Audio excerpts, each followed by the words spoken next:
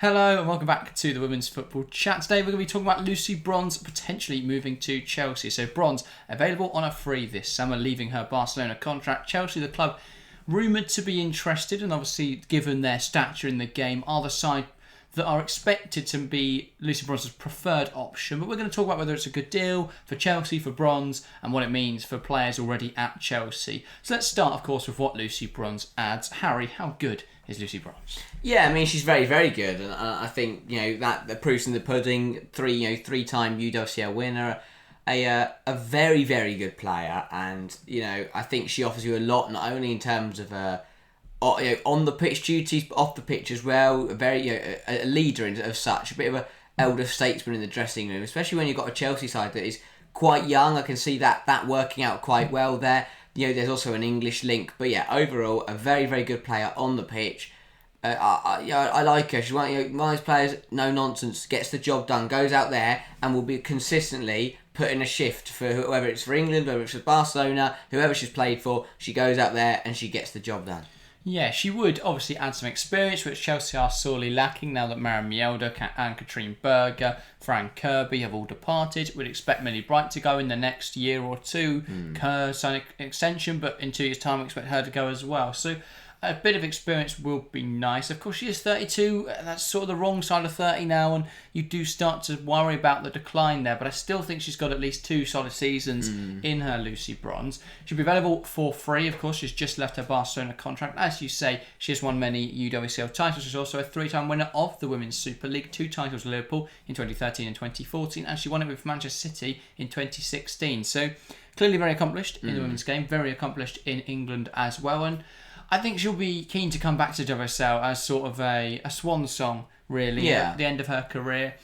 I think she's a really solid player. My question mark is, what does it mean for Perisset and Lawrence? Now, immediately, obviously, Lawrence can play on the right flank. She could play at left back. I think she could cover quite well.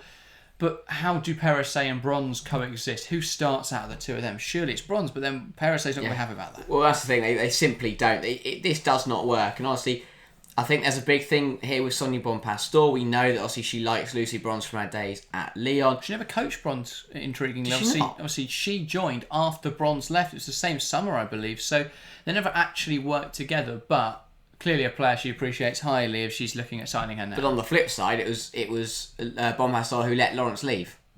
So, but I think she left before she joined, to be fair. What, Lawrence left? I think, no, Bronze. Oh, sorry, she let Lawrence leave. Yeah, she let Lawrence leave. So if anything, I'm intrigued to see what happens there, because clearly Bompastor didn't want Lawrence. Is she going to want her this time around at Chelsea? Well, that's the big question mark, isn't it? Because she's joining a club now with Khadija Buchanan. Did she have Kat Macari at Lyon? I believe she did, didn't she? Yeah, she did. And Ashley Lawrence. Now, the big question mark is, did she know she was coming to Chelsea and she was just shifting players off there? Or is she now left with a lot of players that she's previously discarded? That's the big question mark. So I'll be intrigued to see what happens there, because it's only been a year since Lawrence left for Chelsea. It's only a year since Macario left for Chelsea. So a lot of big question marks there as to what's going to happen between them and Bompastor. Is that going to be a bit frosty? Hopefully not. But yeah, a lot of question marks. I think the Bronze is never a bad signing. The confusion for me is that I think there's other areas in this Chelsea squad that need improvement, that are more paramount than our right back. I think at right back, Perisset is really solid.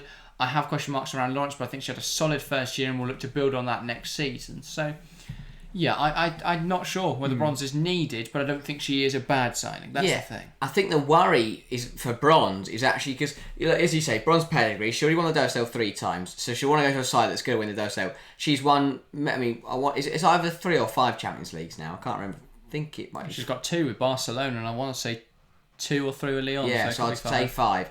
But either way, she's won a lot of Champions Leagues. Again, she's going to go to a side that's going to be up there and challenging for it. Problem is, not going back to Lyon. Obviously, leaving Barcelona.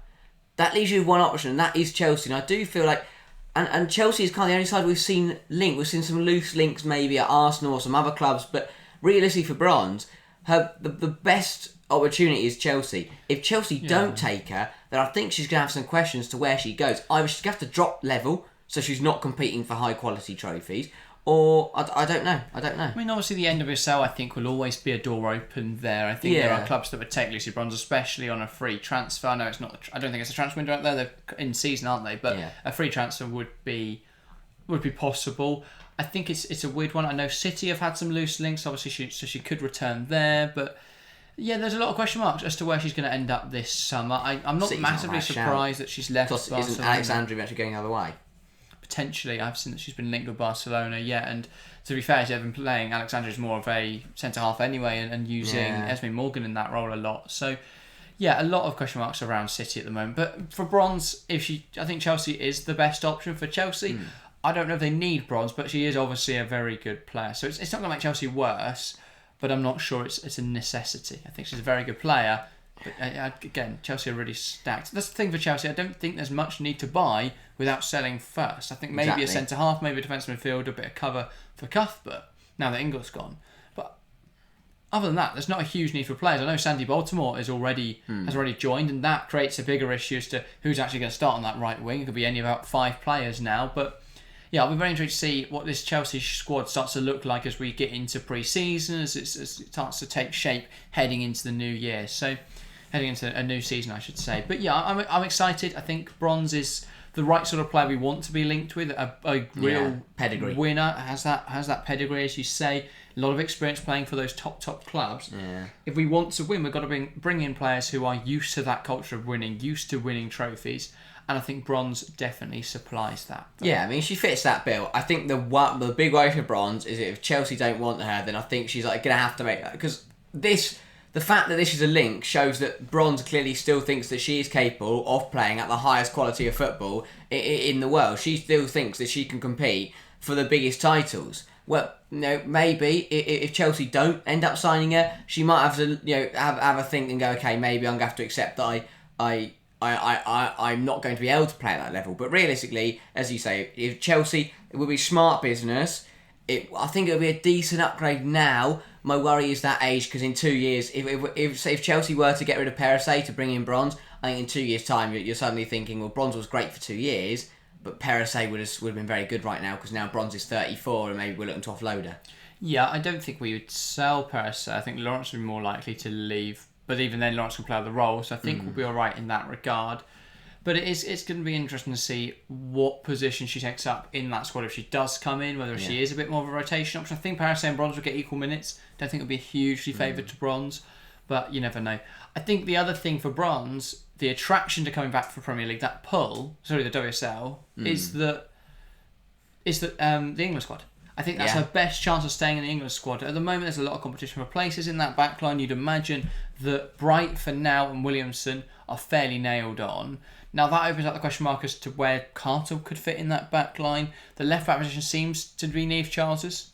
Now that Rachel Daly has retired from international football and plays as a striker anyway, Charles seems to have a fairly strong claim to that place. The right back's the one that's up for grabs, because Bronze, I thought, she made the mistake in the World Cup final in 2023 that gave away the goal.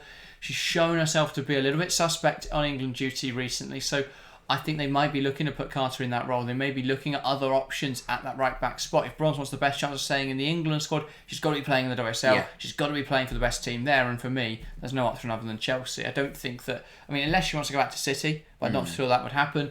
And Arsenal, well, why? They've got Emily Fox, who I would argue is a better player, a younger player. I don't see the pull for them of Lucy Bronze. So, yeah, all for Bronze there, because she's not going to start over Fox. So it does seem to be that Chelsea are the only club in the running at the moment, or at least the only club with a realistic opportunity of signing her. I'll be very intrigued to see how it unfolds over the window. I wouldn't be surprised if PSG come in, because they've already signed Mary Earps. They're looking at players like Chloe Kelly. They're growing. PSG are really. They see that Lyon are changing manager this summer. They see that a few players are departing, and they really want to make a good go of this. So I'll be intrigued to see where Bronze ends up. I think Chelsea are the favourites. I'm not sure she's a perfect signing. I'm sure there'll be lots of people that disagree, so do get your thoughts in the comments below. I'm sure that a lot of people will be huge fans of this transfer, and understandably so. An England international coming into the Chelsea squad, adding a load of experience and quality, it's never going to be a negative thing. I do have some question marks over whether or not Chelsea actually need her. But yeah, yeah, I'm sure, as I say, I'm sure you guys will have your thoughts, so do get involved in the comments below and give your opinions. But that is everything from us today. If you want to watch more of our content, there's a video on screen now where we speak about Reading and the unfortunate situation that has impacted their women's side, obviously dropping from the 2nd to the 5th tier. So if you haven't heard much about that story, then head over there and give that a watch. But that is everything from us today. Thank you guys very, very much for watching, and we'll see you next time. See ya.